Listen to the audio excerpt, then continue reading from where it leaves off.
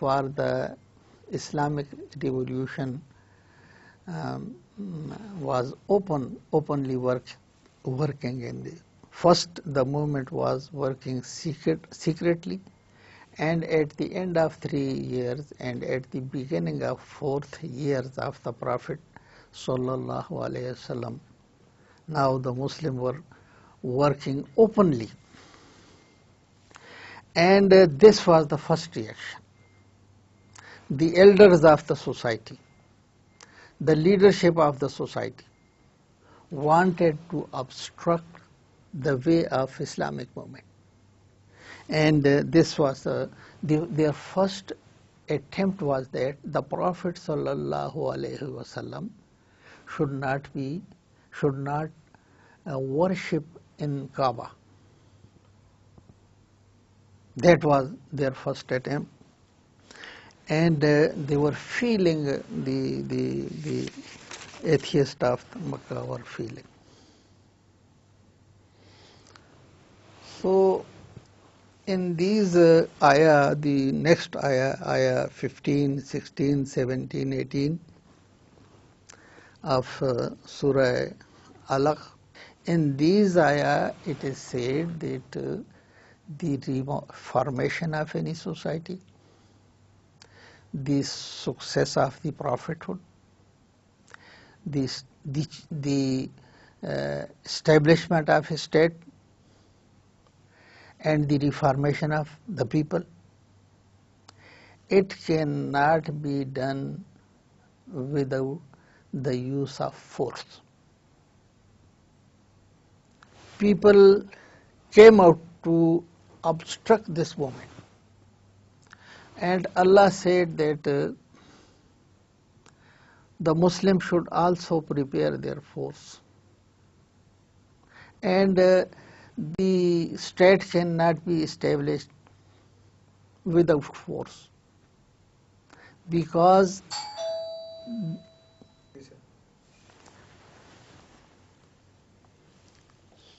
so it is hinted upon that you have Muslims, you have launched a movement for the creation of a big empire of Islamic, and the movement, the creation of a state, the promulgation of the law depends on the use of force. The very definition of Sharia is that the law and Sharia, that Sharia and law and legal code is that which is enforced by force. And if there is no force behind a code of life, behind a legal system, it will be a sermon only. So the movement at that time obstructed, and Allah threatened these people who are obstructing his movement. Kalla lam yantahi lanasfa'an bin nasiya. No,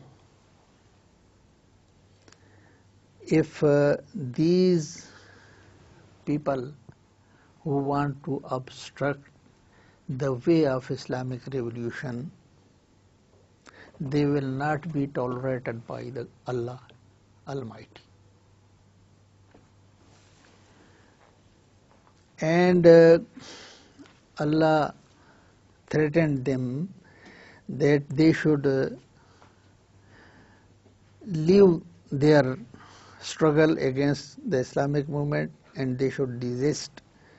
And if they not stop their activities, Allah Almighty will send His force. And they are bad people. Their forelook, their personality, their head is a bad head, and they are inviting the people for evil things, and this movement is for making the people pious and very good and noble and sober. So if these obstructors do not stop their activity against the Prophet of Islam and against the Muslim, then Allah says, "Sanadu Zabaniya," we will also invite our force. Our forces will also become in the field, that there will be a fight. So these ayah show that a limited reformation and can be done with the help of sermons and with the help of teaching and invitation, inviting the people to a good people and to admonishing the people. But a revolution and a state cannot be established without a force. So a force should be organized. So the Islamic parties are in fact forces who has been organized by their organizer to help for the Islamic revolution. They are fighting forces. So Allah hinted in the very first surah revealed to Muhammad sallallahu alaihi wasallam, and there were few people, 133 or 34 or 40, and it was hinted to them that you should organize a force. Allah has also forces, and in the battle of Badr and Uhud, Allah sent the forces, his invisible special forces for the help of Islamic revolution. So Allah hinted that you should also prepare a force. Allah will help you with his forces, and the objectors, those who denied this message, they will be removed from the field by force. And the policy, what should be? In the last ayah of 19 it is said, "Kalla la tutehu wasjud waqtarib." It was said to the Prophet, you worship Allah, you reform your comrades, your followers. But the policy, the basic policy is this, that you should not follow these people. The basic policy, the first lesson in the first surah revealed to Islam was what? Don't follow, la tutehu. Don't follow the evil forces of your society, the evil forces of within your state and out of your state, and the evil forces of the world. And what were we doing?